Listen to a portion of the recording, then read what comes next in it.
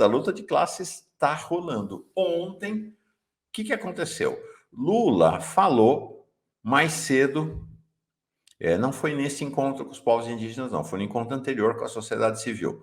Ele falou o seguinte: não adianta ficar chacoalhando, não, o banqueiro, banqueirada. O que ele falou? Pensando só em responsabilidade fiscal, porque a gente tem que começar a pensar em responsabilidade social.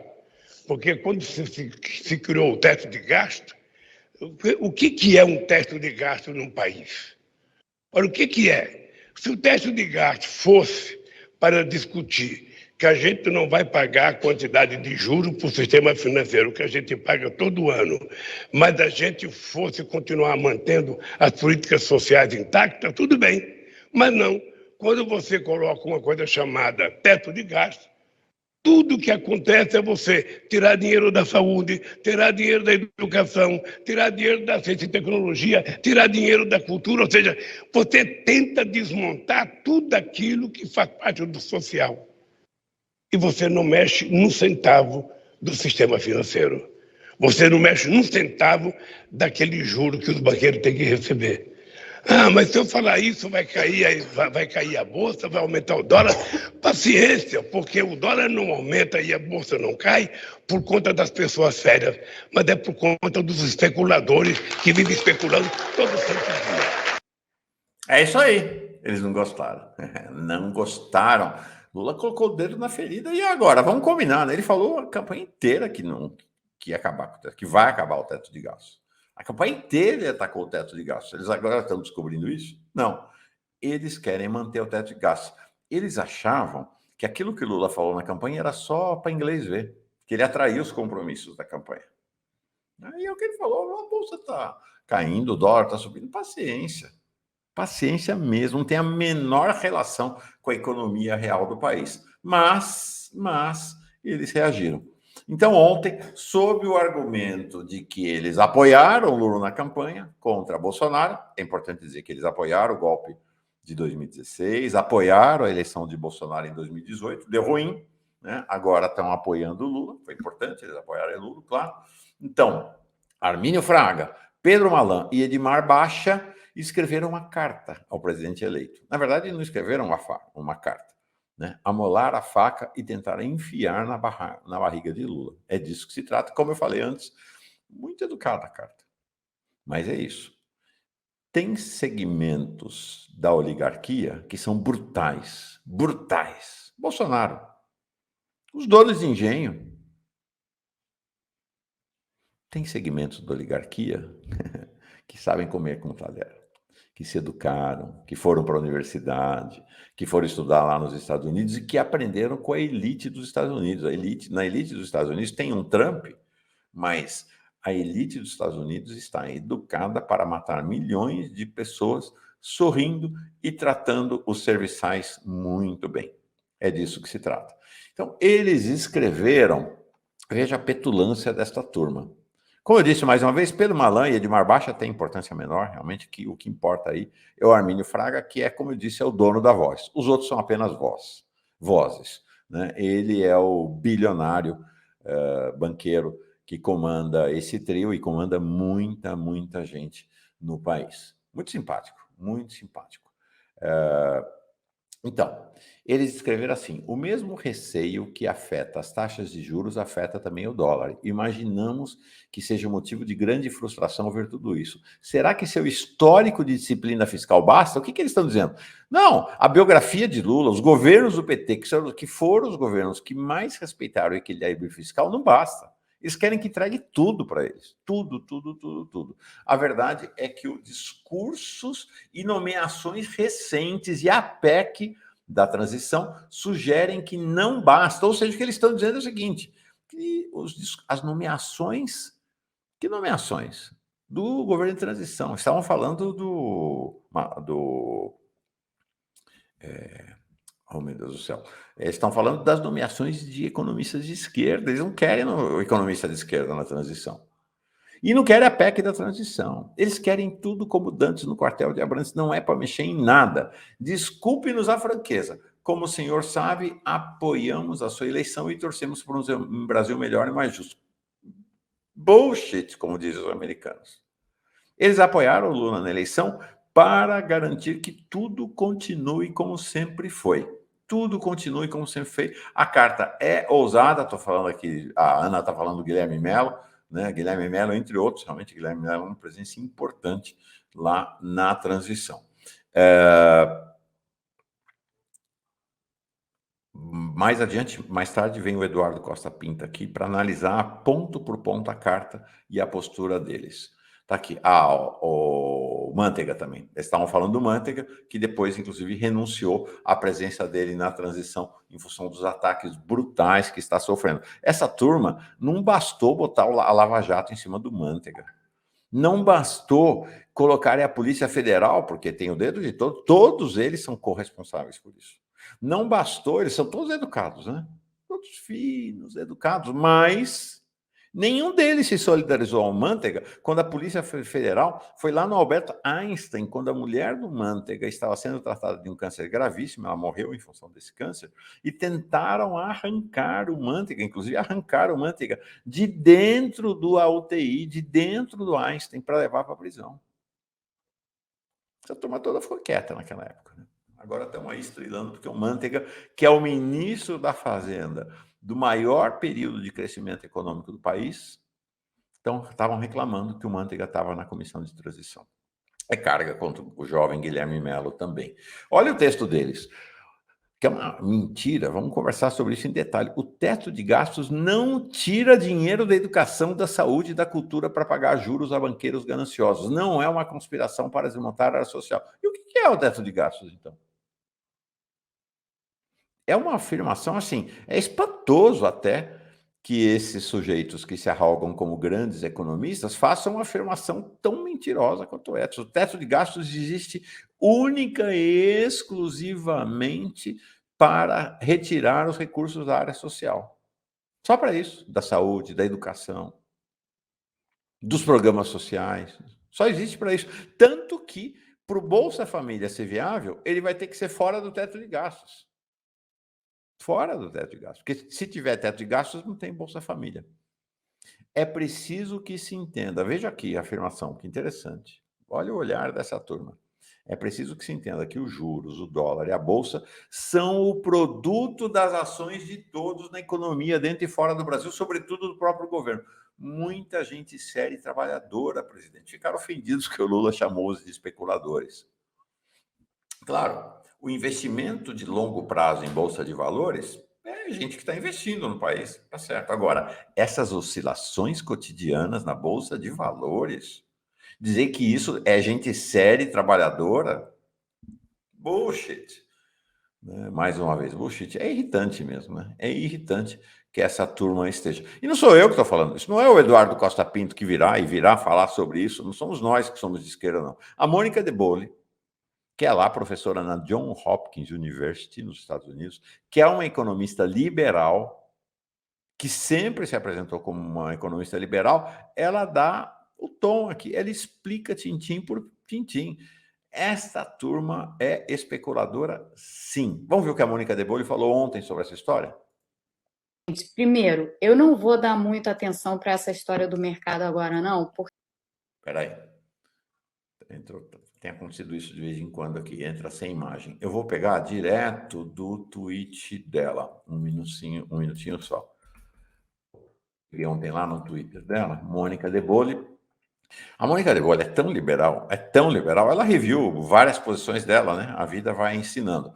Ela reviu várias posições dela, mas ela é tão liberal que ela fazia um programa junto com Sardenberg na Rádio CBN, tempos atrás. Deixa eu ver onde é que está aqui essa fala da Mônica de Bolle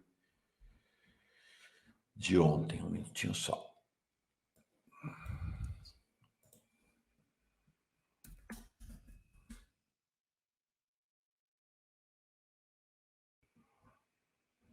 Ah, tá aqui. Tá aqui. Achei. Desculpa, gente, mas não está subindo essa... Sempre assim, a imprensa não é... Ó, vou pôr aqui. Vale a pena. Vale a pena porque é isso. É um economista liberal. Não sou eu falando. Não está entrando aqui. Vou puxar aqui pelo Twitter direto, tá? Vou puxar. O pessoal falando aqui que eles estavam falando do Manteiga. Não, isso mesmo. Me fugiu o nome dele na hora.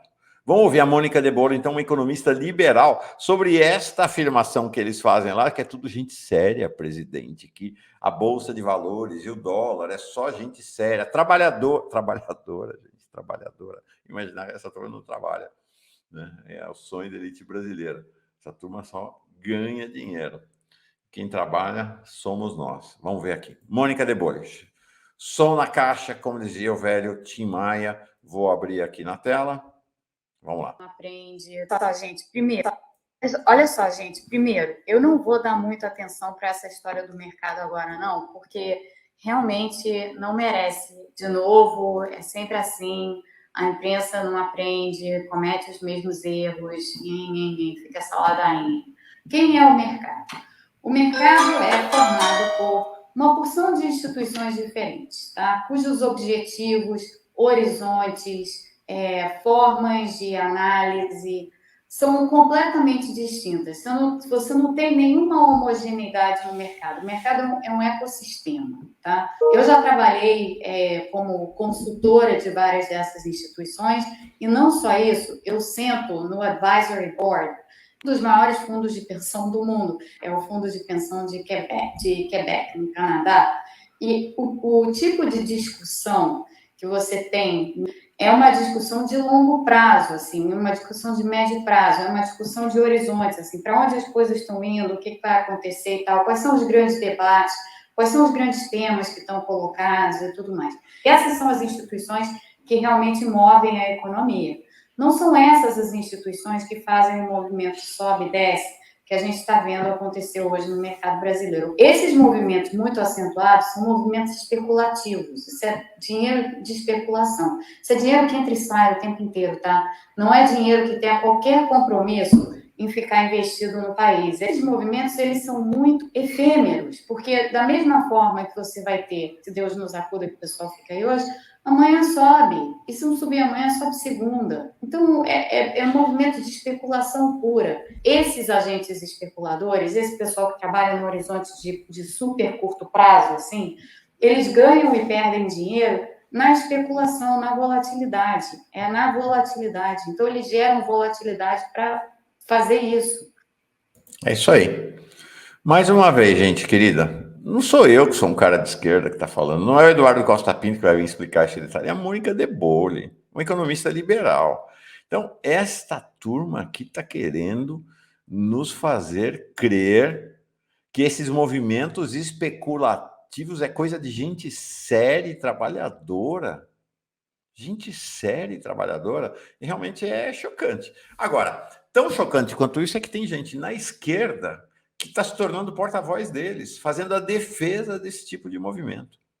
Fazendo a defesa e dizendo o Lula tem que ficar ponderado, o Lula tem que ponderar, o Lula tem que governar com o mercado. Impressionante isso. Realmente impressionante. Né? Tem frente ampla, claro que tem frente ampla. Defendi sempre a frente ampla, defendi a presença do Alckmin desde o começo. Discutir, não tenho medo da polêmica, polemizei com muita gente na esquerda em relação a isso. Agora, dentro da frente ampla, eu sei qual é a cadeirinha onde eu estou assentado. Qual é o Twitter da Mônica de Bolle? Olha, é só chegar no Twitter e escrever Mônica de Bolle com 2 L's. Vai chegar no Twitter dela. Então, mais uma vez, a Mônica de Bolle não é uma economista de esquerda. Vocês viram lá, ela está sentada no conselho de um dos maiores fundos de pensão do mundo, que tem investimentos bilionários em bolsas de valores em todo o mundo, que é o Fundo de Pensão de Quebec, lá do Canadá. E é o que ela falou, esses fundos de pensão não ficam botando dinheiro e tirando dinheiro todo dia. Isso é coisa de especulador. Eles não ficam subindo o dólar, derrubando o bolso em país nenhum. Eles fazem investimentos com um horizonte de meses e anos e décadas. Isso é investidor. Não é essa turma aí que o Armínio Fraga e seus colegas defendem. Né? Não é, realmente não é. Carlos Alberto Veloso Lopes. Esse pessoal vive de especular no mercado. Tem verdadeiro jogo marcado de uma panelinha para pegar dinheiro no sobe e desce das ações de dólar. Tem que investir em fábricas e obras, é isso aí. né? Mas essa turma só investe no próprio mercado financeiro. Por isso que a gente, como eu disse mais uma vez, o Armínio Fraga não é um homem de alguns milhões, não é um homem de dezenas de milhões, é um homem das centenas de milhões de dólares ou até do bilhão de dólares. Vamos entender quem é Armínio Fraga? Porque acho que essa é uma questão chave. A questão chave do jornalismo é trazer à luz, dar transparência para explicar de que lugar as pessoas falam. Qual é o lugar que as pessoas ocupam do ponto de vista da sua biografia e da sua trajetória histórica e ancestral, porque é isso, a ancestralidade conta, e conta muito, e da sua biografia pessoal. Então, isso que vocês estão vendo aí é o símbolo da família Souza Leão, uma família das mais relevantes da oligarquia pernambucana. Pois é, Armínio Fraga é desta família. Então, Armínio Fraga, não sei se ele tem na sala de jantar da casa dele este brasão, mas ele é desta família Souza Leão. Ele é trineto, portanto, o trisavô dele era o Barão de Morenos. É barão, gente. O cara tem sangue azul. Barão de Morenos. Eu vou ler aqui a descrição que a família Souza Leão, a família do Armínio Fraga, tem na Wikipedia. A família é tradicionalmente proprietária de vastos engenhos e escravos, sendo a maior parte deles em Pernambuco. Os Souza Leão estão presentes em Pernambuco desde o século XVII, tendo a família ocupado poderosos cargos políticos, quase sempre representando Pernambuco, governadores e também no governo federal. Bom, Armínio Fraga foi presidente do Banco Central. Para se ter uma ideia da riqueza e poder dessa família, o Barão de Morenos, Antônio de Souza Leão, trisavô do Armínio Fraga, era proprietário sozinho de 8 engenhos: Morenos, Barão de Morenos, Catende, Xixaim, Viagens, Pitimbu, Carnijó, Bom Dia e Bejo, e de centenas de escravos. Esta é a origem familiar de Armínio Fraga. Ah, mas tá bom, porque apesar dessa origem familiar, ele rompeu, ele foi fazer um caminho, né, de luta pela democracia, de estar ao lado do povo, de luta pelos direitos do povo brasileiro. O fato de alguém ter como seus antepassados esses oligarcas não é uma sentença sobre a cabeça de ninguém, não é? A gente tem dessa turma aí, né, tem gente que rompeu, tem gente que renunciou, tem gente que fez um caminho próprio muito diferente. Tem muito nessa trajetória aí que vem desde o século. Por um deles, João Cabral de Melo Neto, né? Ele era bisneto de Felipe de Souza Leão, desta família. Ele rompeu e se colocou ao lado do povo brasileiro. E o Armínio Fraga? Qual é a trajetória do Armínio Fraga? Vamos ver agora, porque também não quero traçar de maneira preconceituosa, dizer que por ele ser descendente do Barão de Morenos, dono de terra e de gente, que ele é assim, né? O Osmar já diz aqui, até hoje essa família é escravocrata aqui em Pernambuco. Pois bem, então vamos olhar para o Armínio Fraga. Qual é o lugar que ele biograficamente ocupa? Está aqui. Ele foi economista-chefe e gerente de operações do Banco de Investimentos Garantia. O Garantia foi um dos principais bancos de investimentos de maior sucesso na história do país e que quase que inaugurou ao lado do Pactual, que hoje virou BTG, este tempo dos investimentos financeiros agressivíssimos que construíram grandes fortunas. Ele foi, então, economista-chefe e gerente de operações do Garantia. De lá, ele saiu direto para ser vice-presidente do Banco de Investimentos, o Salomon Brothers, lá em Wall Street. Mudou-se lá para os Estados Unidos. De lá, ele saiu para ser o managing diretor do Soros Fund Management, do Soros. Este fundo tinha sede, sabe onde? Em 2 paraísos fiscais, Curaçao e Ilhas Caimã. Então, Armínio Fraga é alguém que já nessa altura do campeonato, milionário, não sei se já era bilionário nessa altura, né? Estava lá cuidando de finanças em paraísos fiscais. Nós sabemos que o sistema de paraíso fiscal está no coração do sistema do sistema financeiro brasileiro e internacional. De lá, ele fundou o seu próprio banco, o GAV Investimentos. Eles dizem hoje que o GAV Investimentos, que ele não seria banqueiro, porque o GAV Investimentos é apenas uma empresa de gestão de recursos, cascata. Porque ele foi fundado em 2003 como banco de investimentos. E vamos combinar, uma vez banqueiro, sempre banqueiro. Então diz que ele não é banqueiro porque ele é só uma empresa de gestão de recursos. Bullshit. Estou adorando hoje usar esse bullshit. Cascata.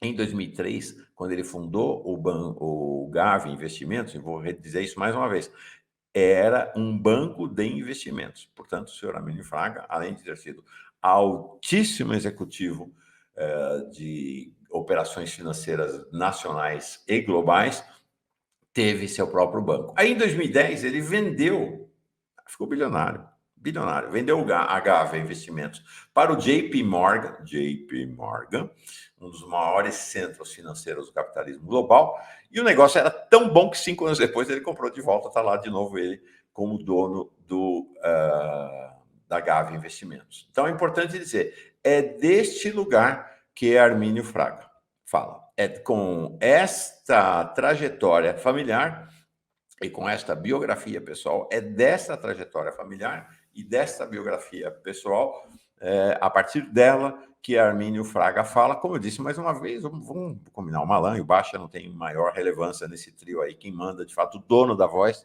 é o Armínio Fraga. É importante dizer também que, além disso tudo, ele foi o chefe da equipe econômica, ele ia ser o ministro da Fazenda do governo Aécio, se Aécio tivesse vencido Dilma. Nessa condição, ele deu uma entrevista fazendo crítica aos aumentos reais do salário mínimo. Depois ele veio explicar, não é crítica ao aumento real do salário mínimo, é a condição da economia para sustentar o crescimento, mas enfim, foi crítico sim aos aumentos reais de salário mínimo praticados pelos governos do PT. É disso que se trata, então dá para entender por que eles defendem tão ardorosamente o teto de gastos e por que eles ficam chateados quando o Lula diz, dane-se o mercado. Esse pessoal já reganhou os dentes para Lula em 2002 e está reganhando de novo. E vocês acham que se eles não se atemorizaram com ele não se atemorizou com essa turma quando era um jovem de 50 e poucos anos e em 2002 vai se atemorizar agora? É isso aí. Então, você conheceu um pouco mais a história familiar e a biografia do banqueiro Armínio Fraga, que lidera a pressão do sistema financeiro contra Lula e contra o fim do teto de gastos. Pois bem, ontem esse assunto foi tão relevante, o pessoal está sugerindo aqui um corte sobre o Armínio Fraga. Vou sugerir fazer um corte para que as pessoas precisam saber, né, quem é Armínio Fraga.